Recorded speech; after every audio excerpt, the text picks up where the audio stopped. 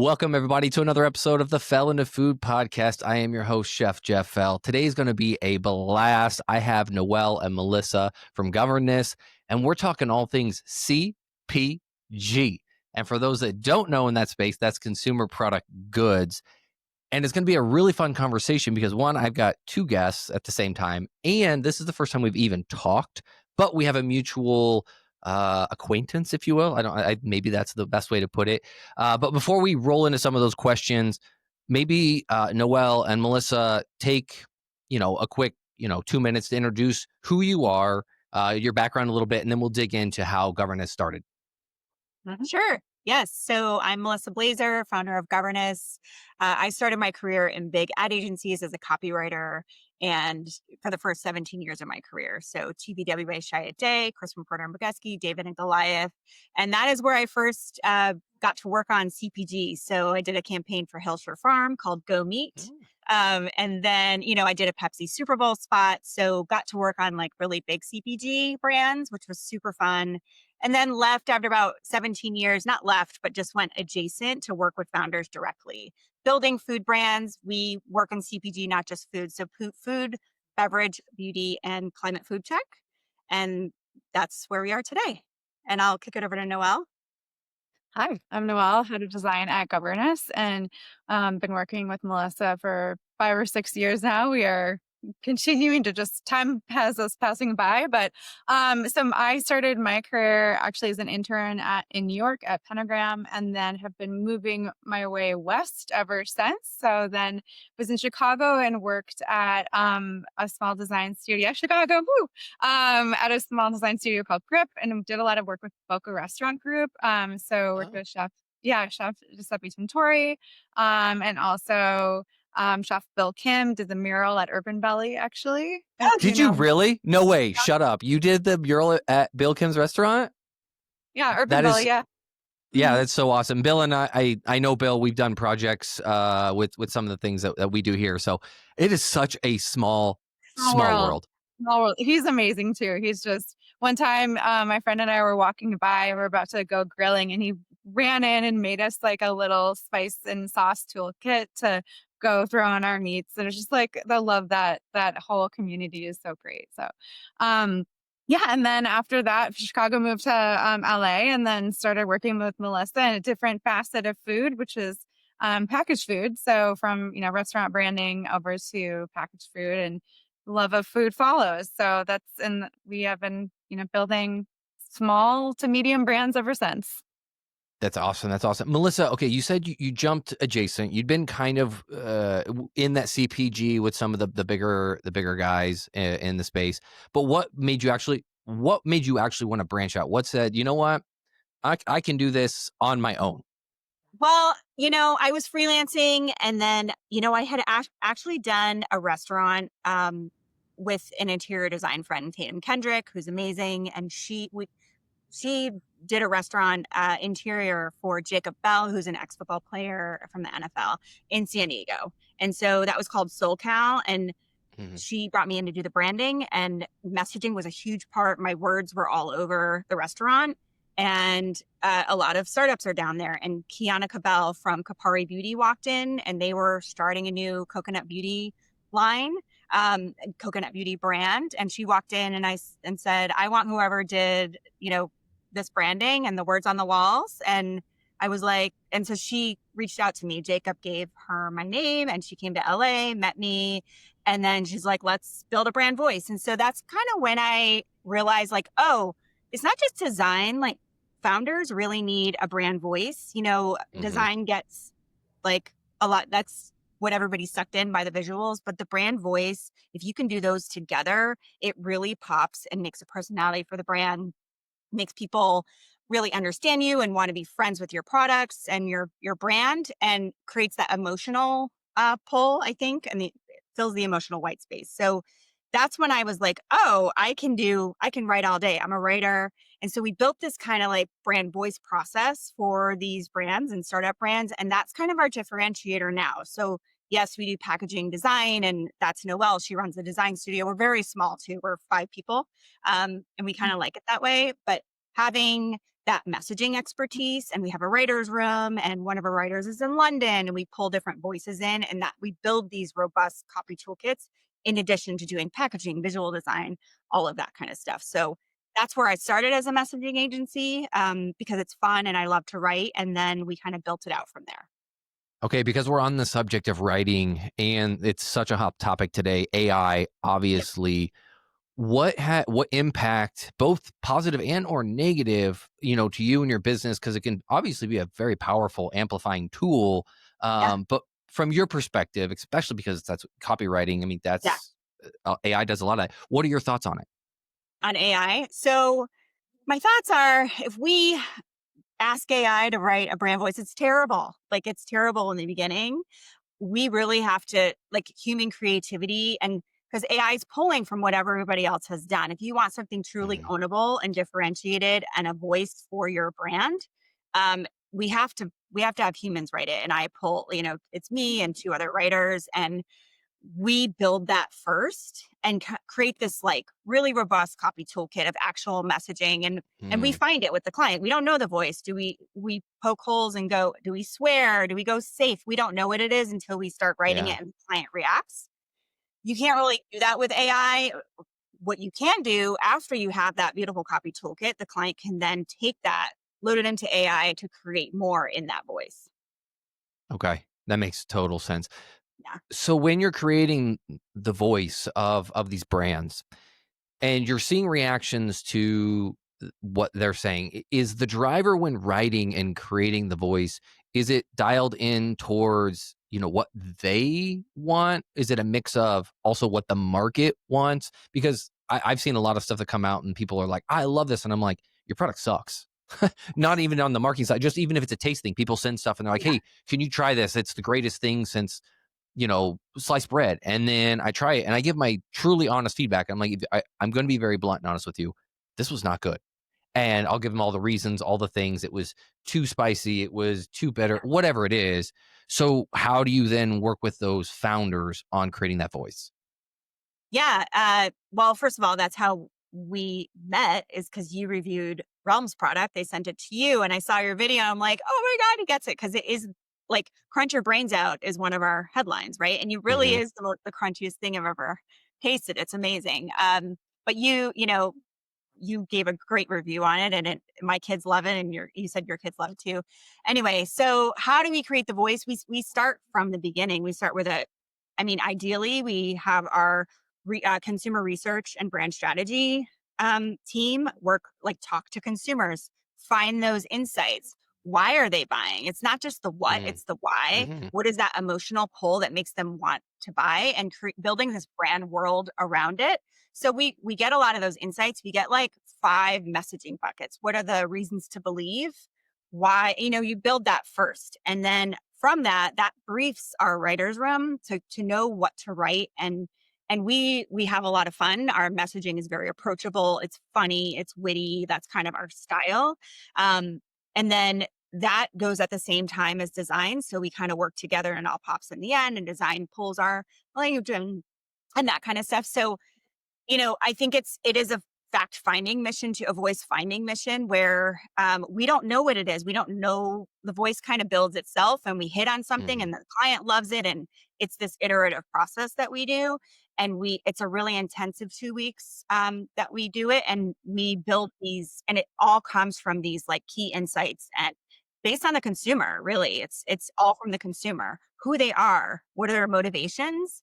That's like Mm. a really important piece. So it's So then you build the voice, and I want to bring Noelle into this too. Then that's when the visuals really start to come to alive. You have the idea, but now you're making it concrete, visual to see what that voice is in physical form. Correct? Mhm. Yeah, yeah, definitely. And also in like typographic choices, so like what fonts do you use? It's like how that actually changes the feel of a message as well. So I think like what's really nice about how we work together is like we want people to understand like most of the brands we work with are approachable, and the variations of that depend on kind of strategy and what the product is. But we're in food packaging, typically food, beauty, beverage. It's like we're not we're not in a crazy serious industry. We want people to enjoy it, have fun, and like interact with the brands in fun ways. So the choices are, I think, on to accentuate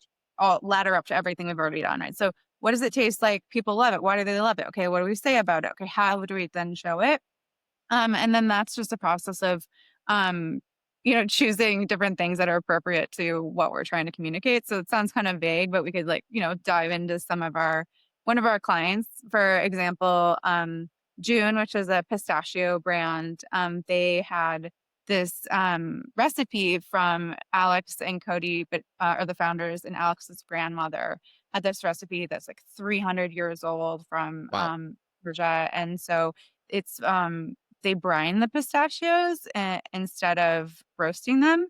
And so Hmm. it imparts a really different flavor and also a color. So the pistachios are more of this like have this pink kind of look to them too, on the skins. And so they wanted to have a nod to that old world recipe and heritage, but also be for a modern consumer. And so the look and feel of the brand came out of that, knowing that like, so we art directed, or like I art directed a really great illustrator, to do the illustration. And, it was, I wanted it to be an airbrush style, so that it could be, have kind of that like historic feel, but from a Mhm. different kind of era too. So it feels kind of like a textbook illustration, but also with a little bit of a nod to the 80s. And also, it's not, photorealistic, but how do we bring out that flavor and that enjoyment of the food while also being artistic and understanding all the other elements of the brand storytelling that we're trying to bring together? And so that's kind of some of the process that we're trying to do with whatever And brand we're. branding's everything. It just hit my head mind because you talked like old school, like back in the day. I mean, look what happened with Cracker Barrel. They Mm, redesigned logo, and what happened? It was, I mean, there was such uproar, and it's like it's a picture, right? It's the logo, but no, mhm, it's the brand. People felt the Mhm. Yeah. change, so They're it's emotionally not just invested. a picture, but it's an identifier of who you are. mhm. Yeah, absolutely. Oh, and shout out quickly to Joshua Ariza, who's the illustrator for June. So I didn't say his name. He's great.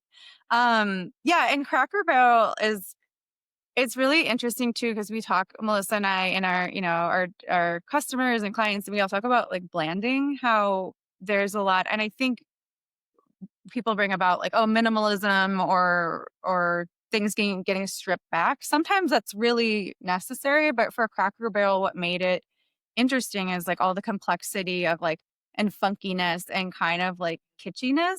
Uh, that all the messiness of it actually was what made it feel like a textured brand. And so flattening that out is why people reacted so negatively to that.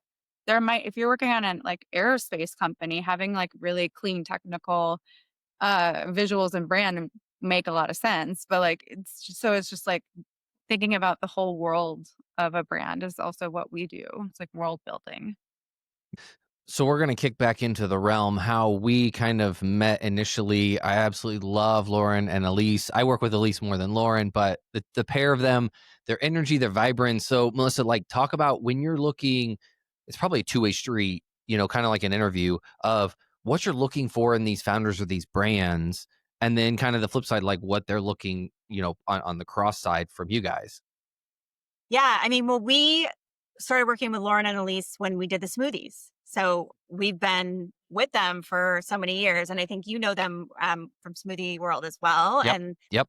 we got them into you got them into food service, like that's that whole world. So we have been working with them for that long, and we just love them. Like we are, um, they have that founder energy, and they were like, you know Mhm. what?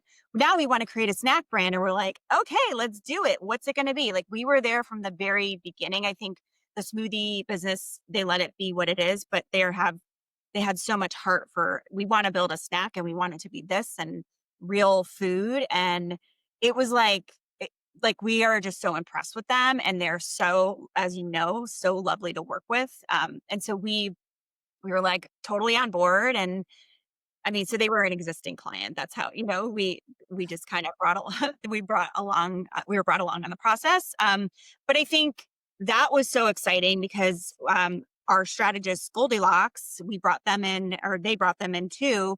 And we created this new strategy, or they created this strategy for us to brief us. But it was our brand brief in short was like, you know, what are we supposed to eat anymore? Like, it's like there's all these claims and all this wellness bullshit out there. I don't know if I'm allowed to swear, Yeah. but like, Yeah. 100%. okay, okay. But it's basically like food without the fuckery. Like, call out the ridiculous, Yes. overcomplicated, unresearched, ever-changing food rules while creating this delicious snack rant made from normal ingredients. Like, we just want to eat real food. Um, and so that was so exciting for us to build because they wanted to be really bold and they weren't afraid, and they're not afraid to swear, and they're not afraid to just tell it like it is. And that was like candy for us to like build and Mm, create. So yeah. Yeah. It took People, go ahead. Go ahead. I was gonna say, yeah, to go I mean, I guess to go back to like the original question too, it's like that is who we're looking for is the founders who have a vision and are wanting to go for it. I feel like when we have calls with new business calls, there's usually something that it's a little bit like hard, it's nebulous to kind of find out. As you know it, it's like you know it when you see it. It's people who are passionate and driven and understand what they're wanting to build, and they want to collaborate with us as a partner to be able to bring it to market, and because we know how to do that. um, but we also trust our clients to know their end of it and know the product and how they want to build it. And we're there to learn and also bring the brand together with them. So people who are that's kind of a high level view of like the people we really like working with.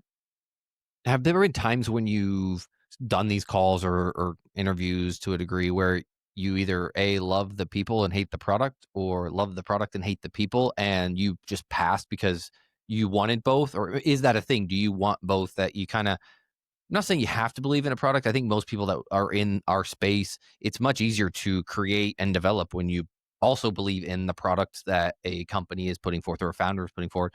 But what would you say to that original question of, you love the product, hate the founder, or dislike, and then the flip? I was gonna say, I don't think we've really ended up working with anybody we really don't like. We love everyone we work with. Like it's if we're on a call and the fit seems really wrong, that means we're gonna have a really wrong fit for 6 months. So or however long we end up working with them. So it's just not, we all love you. But from a product standpoint, sometimes I mean, if it's out in the world, we try it. It's part of the research process. And some of us love some of the products. Some of us are, not all products are for everybody. So it kind of is like we might not be the demographic, but typically Mhm. we do really like all the products that we're working with. And then also sometimes we haven't been able to try it yet because it's in development. So we get to be part of the process of even Realm, they were developing different spice blends and trying different textures and types of vegetables and all that. So we are to be part of the process in trying that, which is really cool because we got to give our feedback too. Mhm. And I think you did as well on that. Yeah, as part of the process. Um, so sometimes we don't know, but we trust our clients to make something great. Yeah, I love it, and especially with them. To your point, Melissa, you said that they're so open to feedback, and they wanna create something different in the market space, and you can see it, you can feel it, and they're receptive to all feedback, good, bad, and different. On the smoothie side, I've been like, "Hey, this is gonna work, this isn't gonna work," and they're like, "Great, how do we make it work? And if we can't make it work, then how do we pivot?" And when they had mentioned they wanted to come up with a snack product, I was like, "This is gonna be amazeballs." Like, I was like, yeah, I don't know what it is, but when you have it, let me know. And then they started going through it and they told me, and I was like, yes. And then as soon as I got those samples, I was like, yes, because I'm a healthy snack eater. I try not to eat junk food snack. And when I got to try them, I was like, yes, a snack that again is good for you. But there's only so many out there, and the price point is usually what just kills me. Is they're so expensive that I can't eat the healthy snack because I can't pay $20 for a bag of chips. And I think Mhm. they've found that kind of happy balance. So shout out to them for sure. What do you what makes a company gutsy, right? We're talking about them and their personality, but what is a gutsy company? I think it's someone with a POV.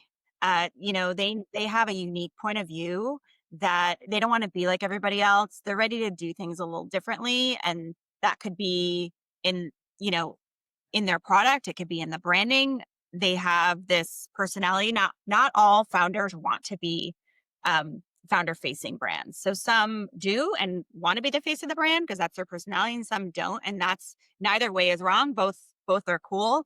But I think having that passion and that unique point of view, it's it's it's the ones that we work with that Mhm. do really well, right? So they stand out in the marketplace, and I guess yeah, that's what I would say.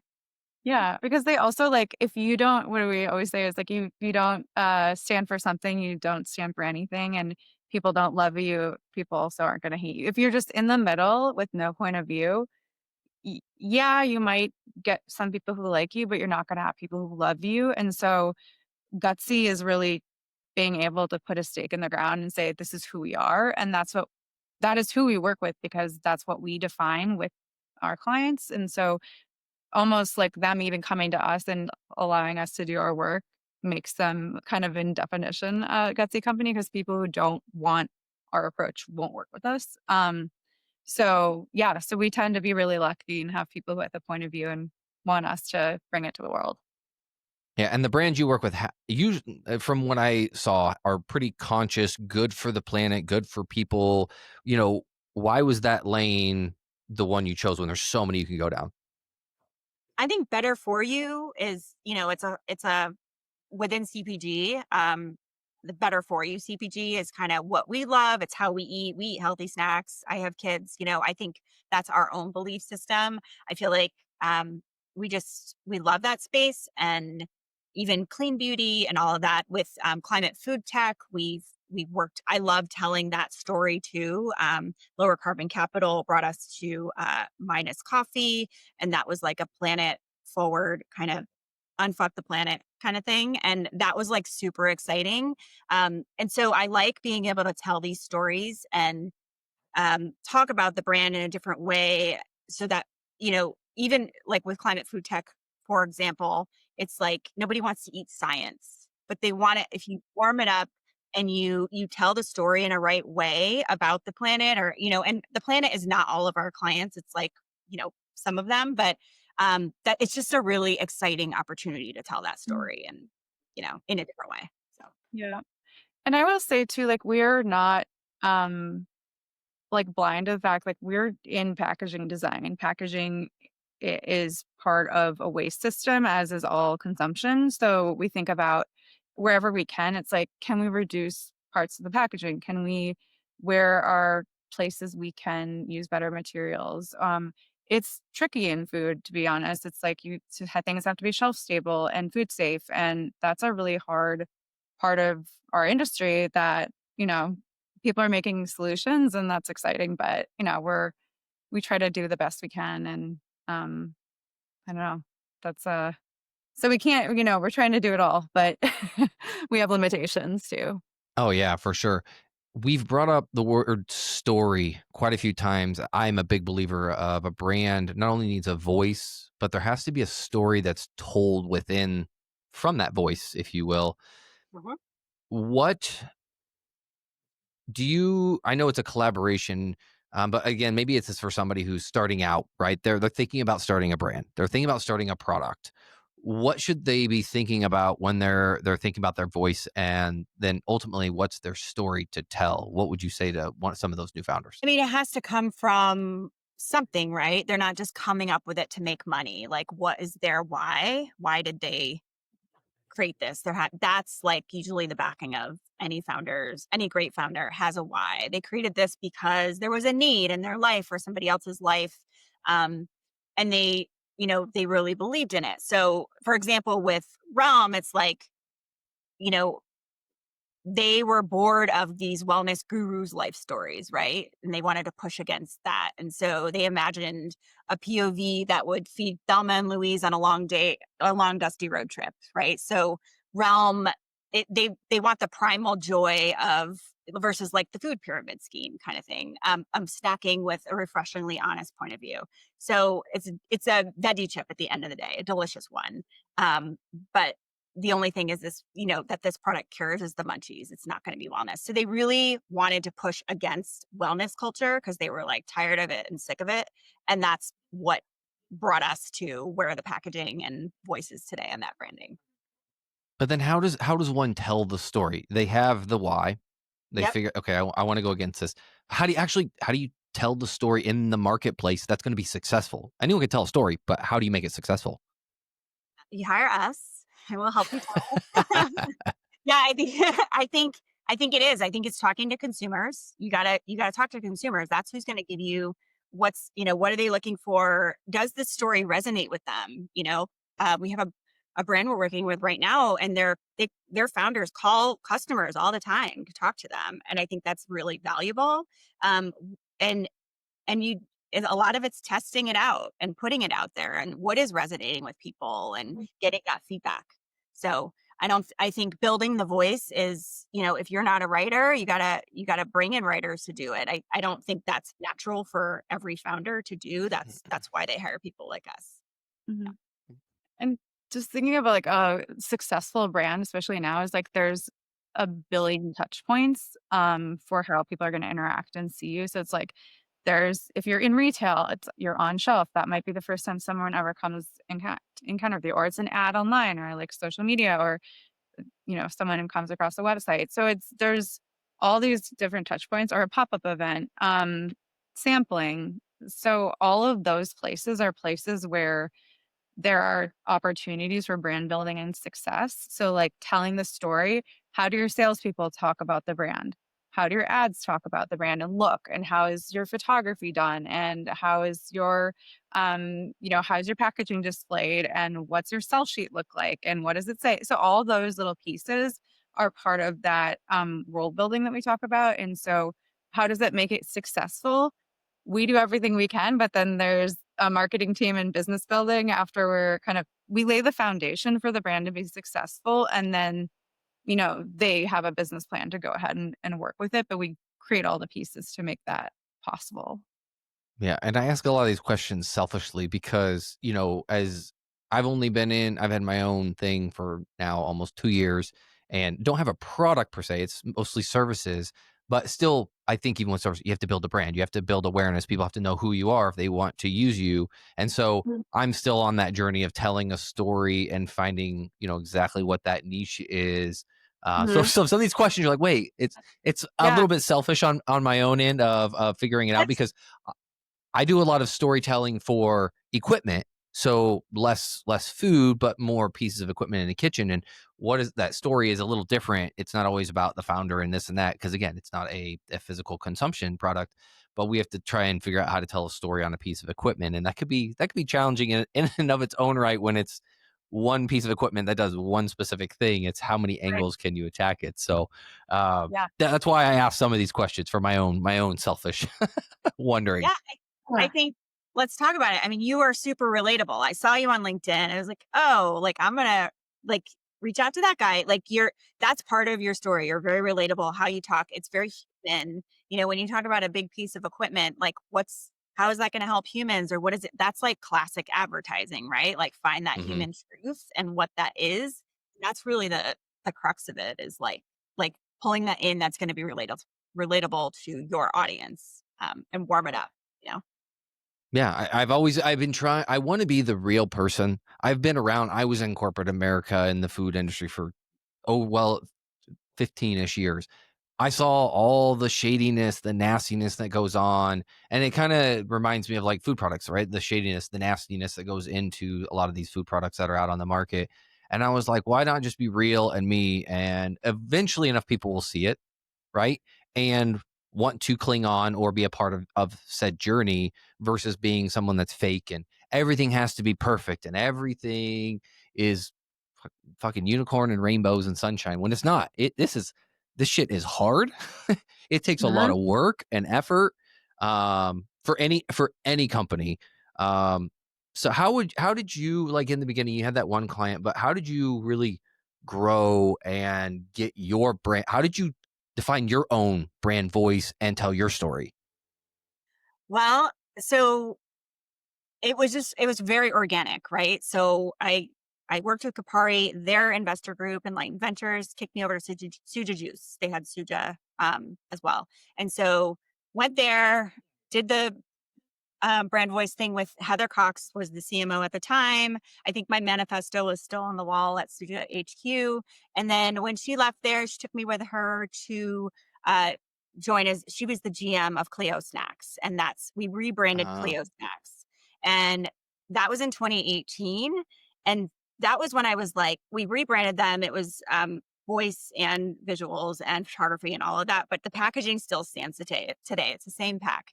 And there's the same line on the pack that we wrote 8 years ago, which was, hi, we're the people who like to eat yogurt with our hands. It's nice to meet you. Still there. But like that one line became like the flagship line and that resonated with everybody. And that's when I was like, oh, this is so fun. Like they were talking to the packaging on social. It's like, there was like a conversation happening with the branding. And I was like, this is what I want to do. And I was freelance at the time, and Heather called me. The rebrand did really well. And it was like, hey, we can't deal with freelancers anymore. I need to go to an agency. And I just said, I'll be your agency. And I became Governess, like on the spot. It's going to be called Governess. ah, Here we are. And the reason I love Governess is because I am a big fan of Sound of Music, the movie. And Marie Von Trapp is a governess, and she takes care of all the children. And I feel like I'm taking care of all these grandchildren. That's kind of my Wait, why. and How because the tagline used to be, I don't, it's "We raise young brands." yeah, So that was yeah. that was our original, the OG. And then we kind of grew from there. So, I brought on Noelle, and we have, Goldilocks was actually Heather Cox that I worked with at Clio. She has since left to start Goldilocks, which is a strategy consultancy. So we've been working together for over a decade, and Wow. the process just really works, like all of these things coming together. And we don't do everything either. We're so small. We stay in our lane. We know what we're really good at. We're not going to build giant websites. We're not going to tell you we can do social media. We have partners for that, and we really have expertise in this one thing. But it has just been a really fun, like keeping the fun in it, and that has been really important to us. We all really like love working together, and it's every brand is fun. It's a new opportunity, and so I think if it wasn't fun, we wouldn't do this because it's really hard. But I think that's what kind of keeps us going. yeah. So I was gonna say and how you foster creativity inside the team. I can feel it. Just talking to the mhm, two of you, even via the internet, you can yeah. feel the energy. And being small, you can be nimble. But how do you continue to foster that creativity and keep that spark alive every day? Good question. I was like, how do we? Yeah.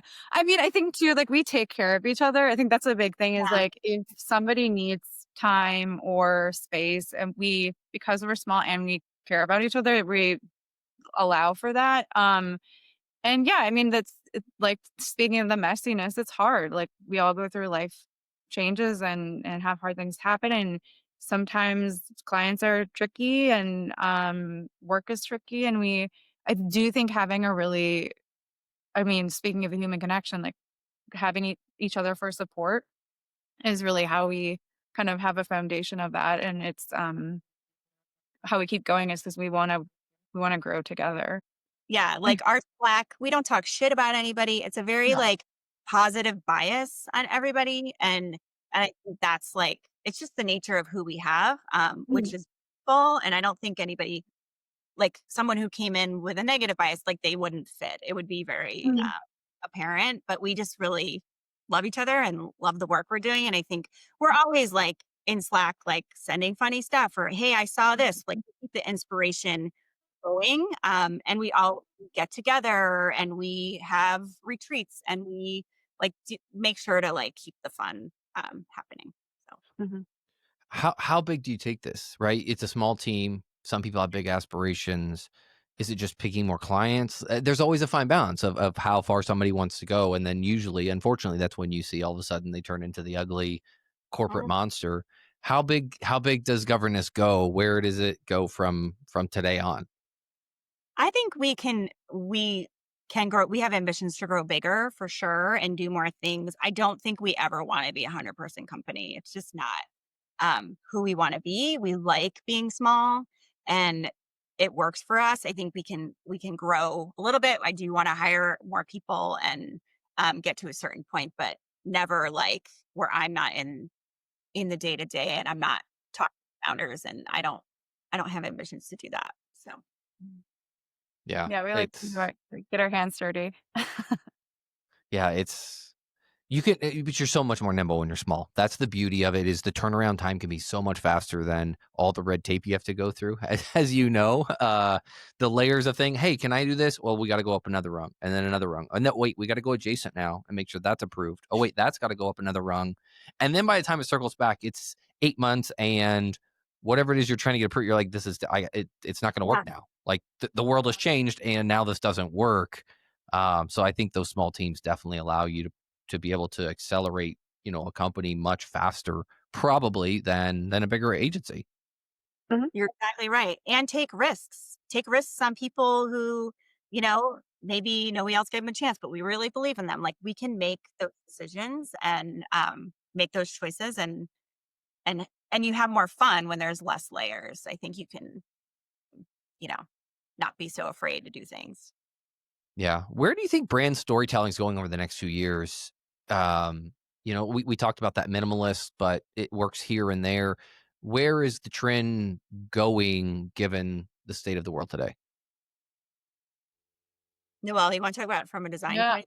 Yeah, and I think from design and from I think voice too is like, and this is sort of, we'll see how it plays out, but the more AI slop there is, the more human created content is actually going to resonate. It's sort of like, oh, you actually critically thought and put time and effort and care into this. I think that's also why our clients do well, because the work we do gives them an edge. Even before AI was starting to dominate everything, you see that even if you look at like in social media where people are sharing things about how things aren't going perfectly or funny insights of things that actually happen in their lives. It's not bland. Like that's where we're talking about being human. Like that relatability is what breaks through. So I think imperfection is maybe the future trend. And I think that's happening in voice and in design. Like you'll see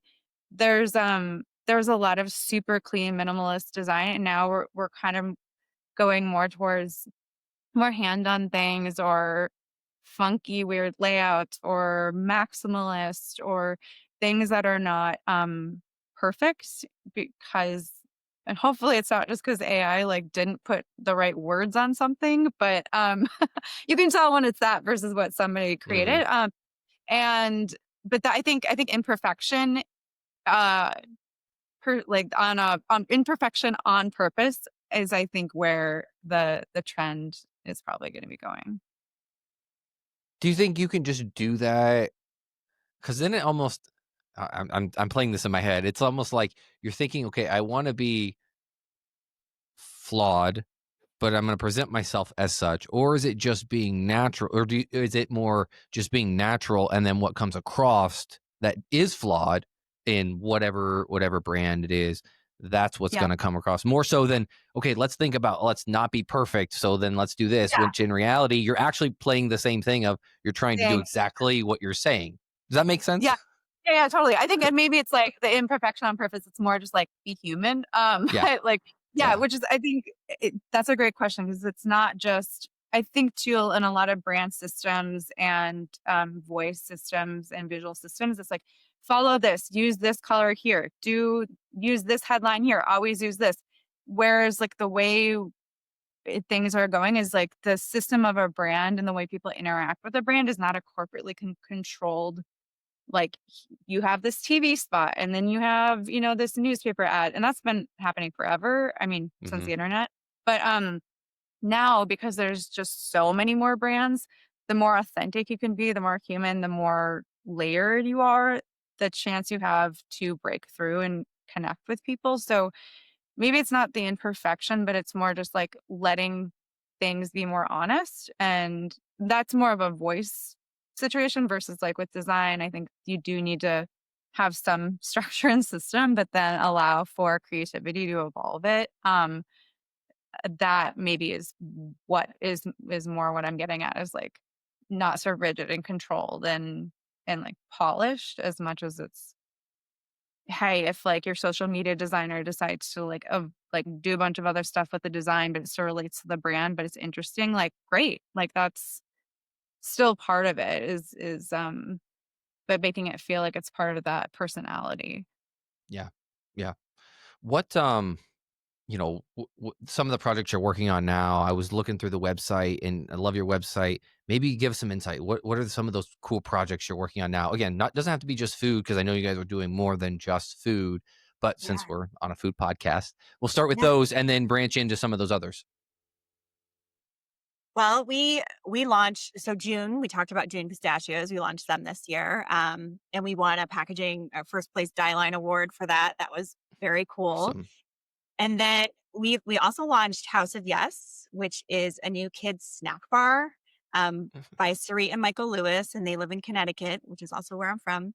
And they created this new snack bar. We've helped them with this. We did all the branding, we did the naming, and they just launched and got their first shipment this month. It's super exciting. But that is their problem to solve was their kids didn't want to eat vegetables and fruits or anything like that. And so it is a really healthy kid snack bar with a low sugar, but it is delicious. It tastes like a chocolate chip cookie. They did R&D. I mean, taste is king. So if it's not going to taste good, they'll buy it once, but they're not going to keep buying it. My kids just want to Right.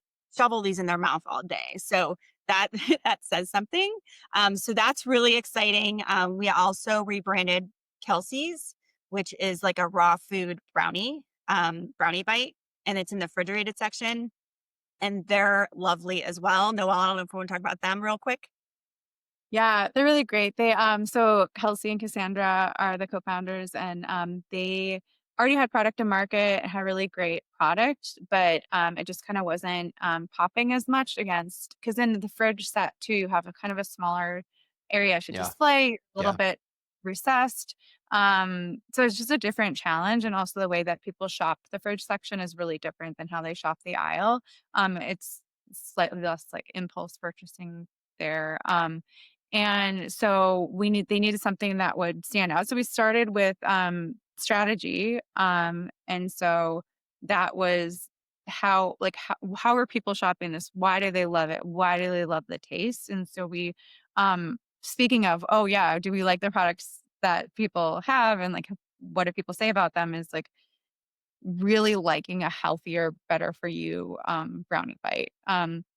And why. And so we wanted that to, and so it kind of came back to, people really want the taste of an experience of that kind of fudge, but for it to be healthier and the joy of experiencing that. So the out of strategy came the brand line, lick the bowl like a grown up.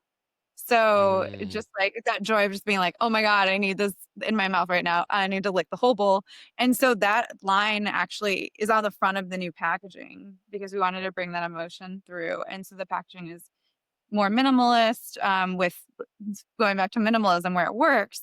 So we could show the bite picture versus before you couldn't really tell. It was sort of a darker pack. You couldn't tell what the bite looked like.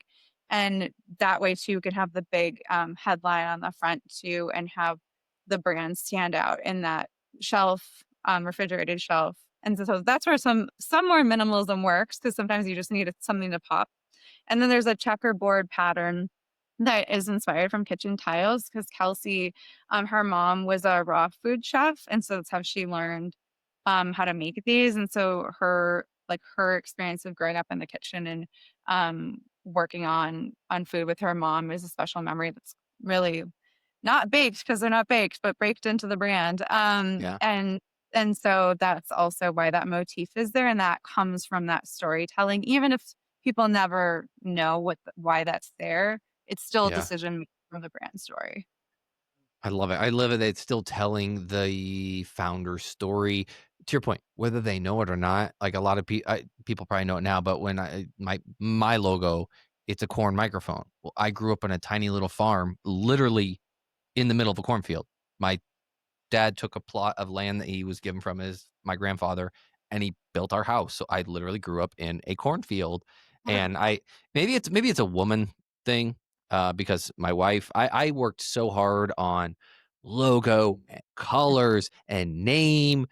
I don't even want to tell you how many hours I spent. I was like, I'm gonna rock this out. I can do this, and I'm coming up with designs. And at one point, it was like a cow with microphone, and then it was a popcorn bucket with like the corn.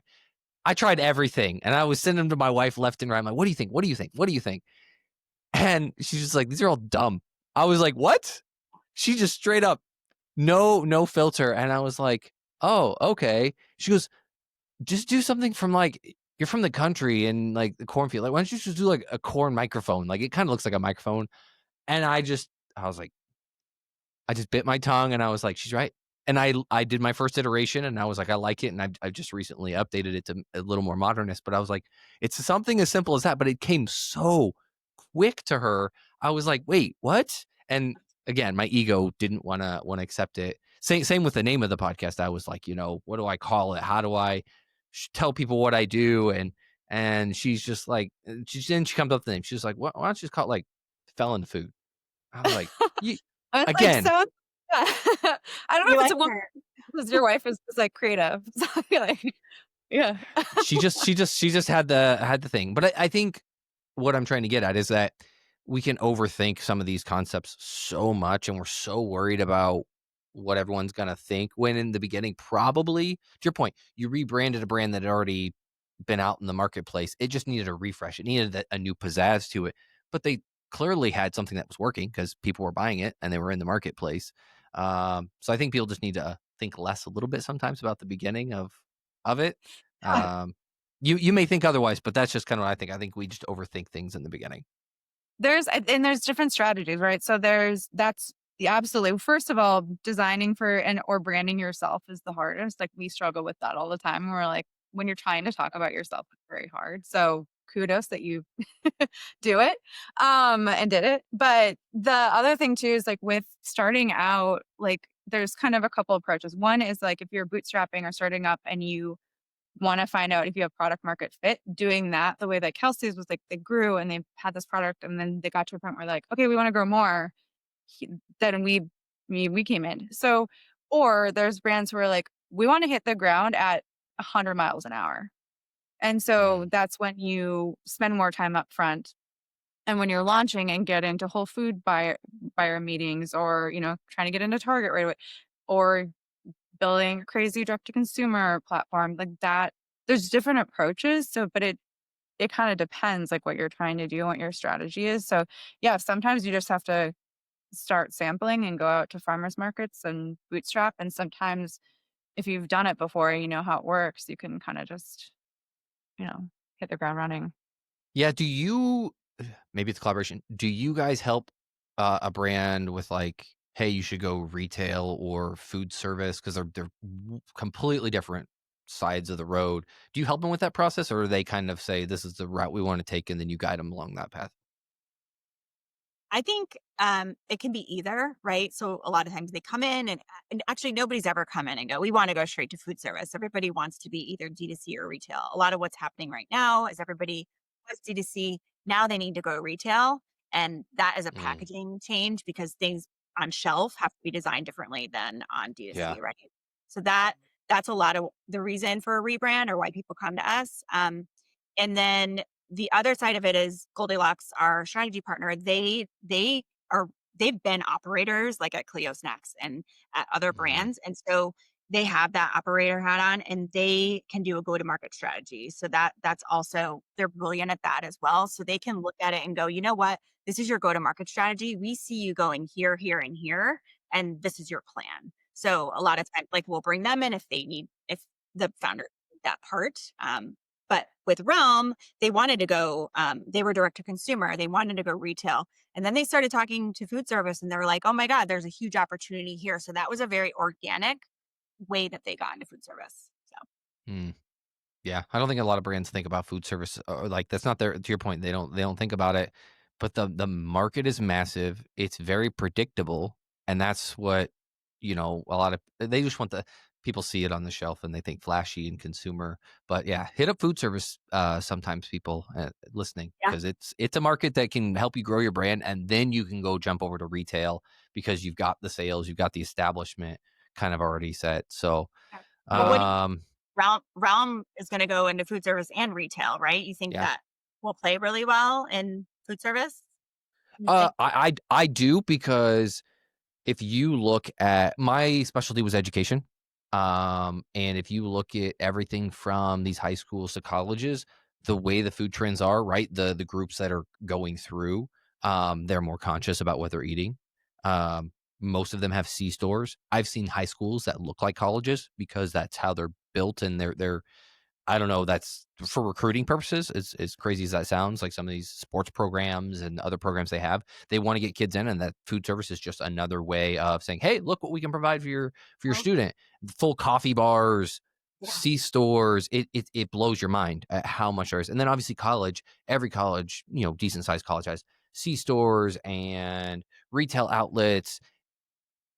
The students are looking for something that isn't just Doritos, Fritos, the Mhm. typical, I hate to say it, Frito-Lay, brand product, but it's very difficult to find those. As somebody that was a purchaser on that side for many years, it was difficult to find, again, something that tasted good, had a right price point, and that I could put on the shelf. And if someone saw it, they would say, I want to grab that. To your point, they may try it once and then say, that it was fine. And then you're kind of up Shit's Creek without a paddle because you committed to all these, quantities. So I think that they will do well. It's always the leap of, do you put the chicken or the egg first, right? Between distribution and having the customers, right? Distributor usually doesn't want to take on said product because they want to know that the product's going to move, because their ultimate goal is just to get stuff in and out. They don't care at the end of the day really who it's coming from. They just want to know that it's got a home, that it can come in and it's going right out. So that's that's the tricky part with any brand, really. So when you find kind of your golden unicorn, or that place where you can dig into, that's usually how that distribution door opens. But my personal belief, I absolutely love the product. I think it's probably one of the best, better for you snacks on the market, especially having three Absolutely. flavors. They didn't wedge themselves into just a one flavor market where it's like, this is what we have and we'll expand later. They've got some option, because I think depending on the segment or demographic area, that's going to change on what flavors potentially go out into the marketplace. But Yeah. I have a feeling I Ques- have a feeling they will do very well. Yeah. Well, we hope they will. It's a great product. So, question for you about food service. You've Yeah. mentioned, people don't want to take a risk on brands that they haven't been proven out before.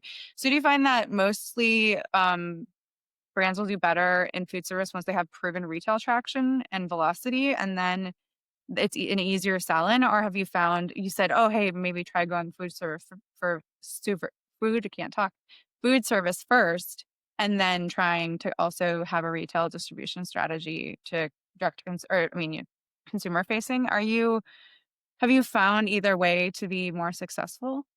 I think with food service, what it allows you to do is to really get a good sampling on that Mhm. side to then see like what is needed. And depending on the product, I'm sure you guys know Sweet Lawrence cookies. I Yeah. absolutely love those products. Great brand, great story, the whole thing behind it. I had first heard about it when I was at one of my universities, and I needed an answer to a problem, right? I needed a product that I could serve that wasn't my everyday cookie, but it didn't have any allergens, because that's the way things were going. And so I brought it in and tried it, and I was like, holy shit, like this is actually good. Like good, good. Like people would not tell that this is something different. So, I kind of having those decisions said, yes, I want to bring this in. Like I made it happen. I was like, I don't care. We're going to jump through hoops. We're going to make that happen. So we brought them in, and then, then it's usually a little bit easier because they can say, hey, here's a proven strategy. Here's where we're already at.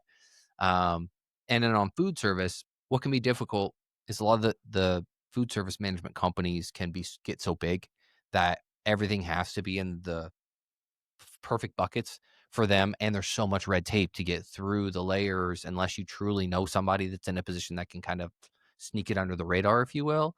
So a good strategy, in my opinion, would be look at some of the independent locations that aren't under the government of a contract management company.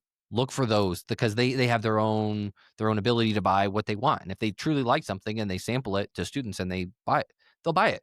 And then they can help force that distribution. And that's usually the best type of strategy. And then once you have enough under your belt, then it's very easy to go to larger distribution, Foods, et cetera, and say, hey, we have traction.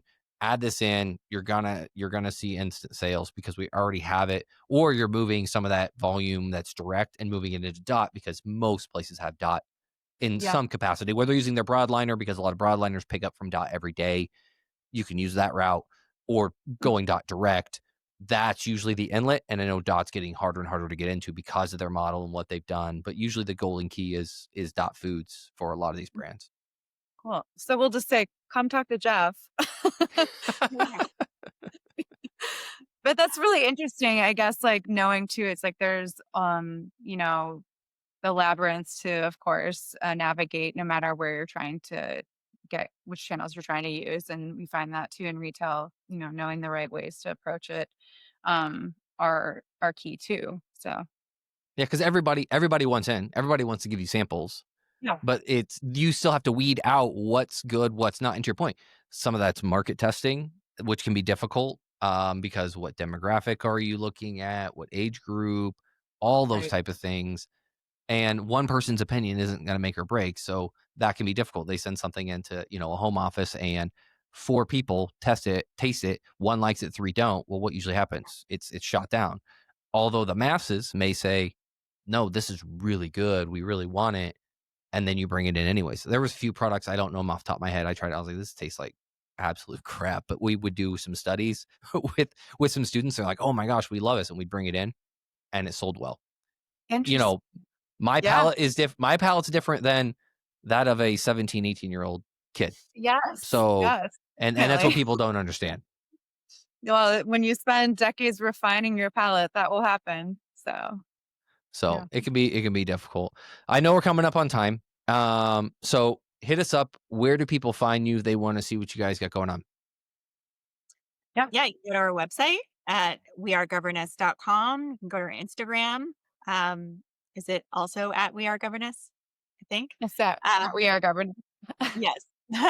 And yeah, you can email me directly, Melissa at wearegoverness.com or Noelle at wearegoverness.com. Text me. I'm not going to give my phone number here, but I can get from you. We're very we like to talk and we'll talk to anybody and help people out and always have a conversation.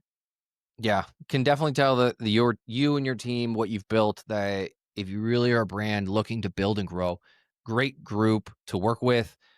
Just from this small conversation, I could potentially see some collab in the future. Maybe we figure something out. And then if you're ever back in Chicago, Noelle, hey, we could always do something live, see the kitchen studio that we've got here. It's always fun time up in Chicago. So any parting words for the audience before we wrap up? No, thank you so much for having us. This is our first podcast ever. So really? Yes. This was super fun. I love real, honest conversations. I like showing sides of the food industry that don't get seen. CPG, people hear about it, they know about it, but what is the brand behind the brands? Because most successful brands usually have a governess driving them behind the scenes, and people have no clue what goes on this side. So I'm really glad that we were able to kind of unpack some of what goes on in your world, both from the storytelling and on the design side. So I think a lot of people will find this really helpful. And like Melissa said, if I'll put their emails, contact information in the show notes. But if you really want to have a serious conversation, reach out. I can put you in direct contact with them, and then you work it out because it's got to be a fit on both sides for you to work with them. So with that said, thank you both again. And until next time, we'll catch you on the sunny side. Thank you so much, Steph.